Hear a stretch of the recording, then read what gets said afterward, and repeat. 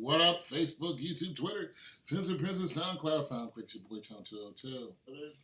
And coming at you guys with some sports. Let me see if I can find something to jam to. Yeah. Sanchez doesn't like the music too loud, so. Anyways, yeah. So my predictions were wrong. And it's cool. It's cool. Baseball, this my first year doing baseball. And when I first made my videos, I mentioned Justin Verlander because Detroit sold Justin Verlander's contract pretty much to the Astros. And, you know, I mentioned that it was possible that they can win just because of Justin Verlander. But I went with Cleveland.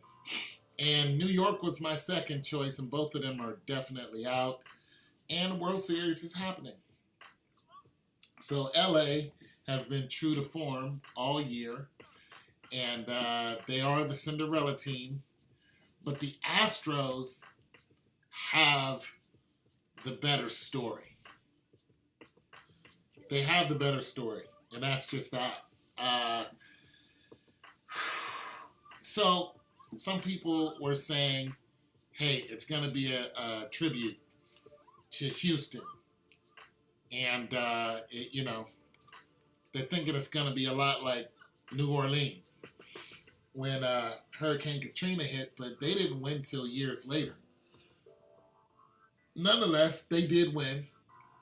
And so we're looking at a possible tribute coming up. Now, it's not going to surprise me. You know what I mean? Like, it's my first year doing baseball, but it's not going to surprise me. I'm going to tell you something else that's not going to surprise me if the Astros win.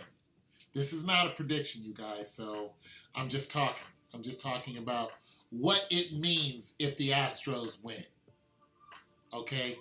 What it's going to mean to all the skeptics who are definitely on my channel is the Astros won not because of Justin Verlander. Well, yeah, because of Justin Verlander, but because of the floods. Everybody's going to think, yeah, because of the floods, Houston won, and they could be right. They could be right. That's just the way it is. They could be absolutely right, and there's nothing wrong with thinking that, you know, because before the World Series started, you know, in the playoffs, any one of those teams could have took it. New York could have took that, and it wouldn't have surprised no one. Cleveland could have took it. It would have surprised a lot of you guys. That's one reason why I took them. But it would have surprised a lot of you guys. But, you know, if that didn't happen, you know, and so it's in the ripple effect of Houston winning. We're gonna start watching every catastrophe and then watching every championship game, and we're gonna start choosing the champions by the catastrophe. Now, this is gonna do one or two things for us. It's either gonna really wake us up to the whole thing being fixed and how it's being fixed, and it's going to. What it's going to do is it's going to normalize the game being fixed for us. What I mean by that is it's going to be so easy for us to pick who's going to win that sooner or later they'll have to change it up. It'll have to be something different. But you got to understand, these championship games aren't just, you know, it isn't just a feel-good story. No. A lot of it has to do with money. That's just all that's to it. Money, money, money, money. That's really what happens. Now, when you look at a lot of these incidents of major catastrophe, the first thing they do, they call FEMA, which they should, and then the area. The property in that area, there's a lot of things that happen, but the property in that area, if it's demolished, the property actually goes up. the value of the property goes up. This is what happened in New Orleans. That's why a lot of people were displaced.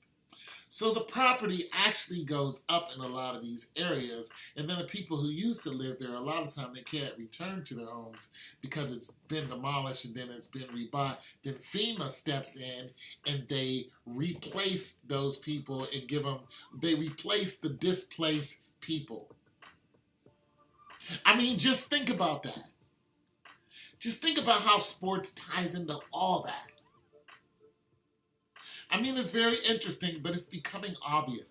If the Astros win, it will be more in our face than it ever has been. And then just watch the rhythm of what happens. Like, okay, people already returned to their homes, right? People are going to feel good about their hometown winning, yada, yada, yada. There's going to be more money that floods into it. And people believe just because a championship game happened, believe it or not, more money floods into those cities, into those states. Believe it, people. It's not just a game. It is very serious. There's a lot of money that comes up out of these games.